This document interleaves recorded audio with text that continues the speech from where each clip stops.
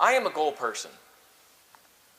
And one key tenet of every training or workshop or presentation I make hinges on one key thought.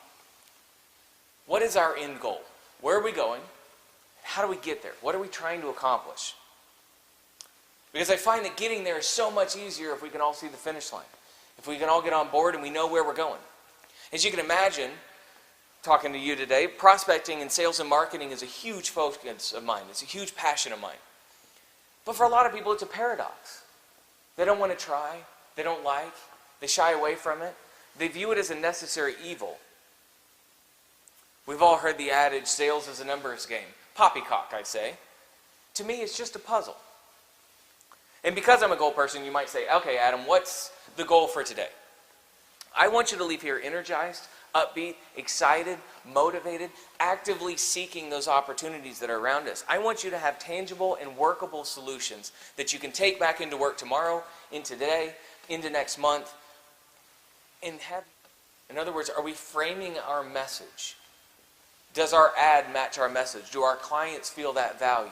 Are we expressing ourselves the way we want to be expressed? Are we expressing ourselves in the way that our customers and potential clients view us? And so I start with the old Hippocratic oath, the doctor's oath. Primum non nocere. First, do no harm.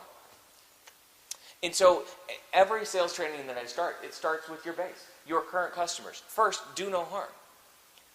If we understand your customer base, we can understand how to build upon your strengths. So who are they? Where'd they come from? How'd you acquire them? What similarities do they share? Does your target audience, when we start talking about your prospects, your top 5 prospects, do your prospects actually match your customer base? And I'm so surprised how many companies don't ever go through this process. They never look at what they have. They always look at what they're going to get. They're always going on to the next step, and they never firm that up. Oh, that customer's in the bag, we have them, and you never draw on that experience. And so I start at the beginning. Who are your customers? First, whatever plan we put into action, we don't want to mess that up.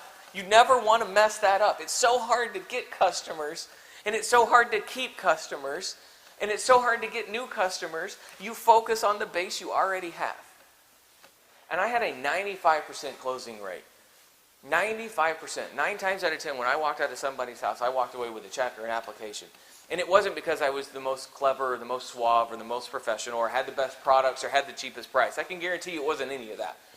It was just because I viewed the problem differently. My goal going in was different than a lot of other agents or brokers when they talked. And the customers could feel it. What I found was really interesting. I was looking at it just as I wanted to know who my customers were and stay on track of that. But it opened up a door for me that I never really realized. And I was able to pounce on some of these opportunities. I started to see trends in my current customers that my competition didn't know about. If you're not asking the right questions, you are not going to get the right answers.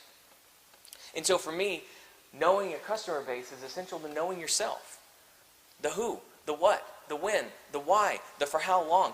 That's your base roadmap for jumpstarting growth. That's your foundation to build on. Active prospecting is the 7-iron shot from the fairway onto the green. You know the distance, you know the shot, you know the yardage to the pin, you know what shot you want to make, and you know how you want to make it, and you know what club you need to use. And so if you frame it any way in your brain, just think about it this way. Bob's Manufacturing in the spaghetti theory is knowing I'm 150 yards from the pin, I'm going to use my 7-iron. That's the first club I'm going to pick every single time. So when we step back just a second, what is the spaghetti theory? Spaghetti theory is we already have Bob's Manufacturing as a customer. We know their industry, we know who they are, we know the size, we know the volume, we know the profit level, we know everything about Bob's Manufacturing because we went out and landed them. The spaghetti theory is taking one step back and looking out who else fits that mold. Look at that same industry. Who is their match? This is where the numbers game frustrates me so much when people talk about the sales as a numbers game. Because I think, if it worked for Bob's Manufacturing, then it's probably going to work for Mary's Manufacturing and Jill's Manufacturing and Jim's Manufacturing. That same proposal, that same pitch, you're already 90% there. Go find those customers.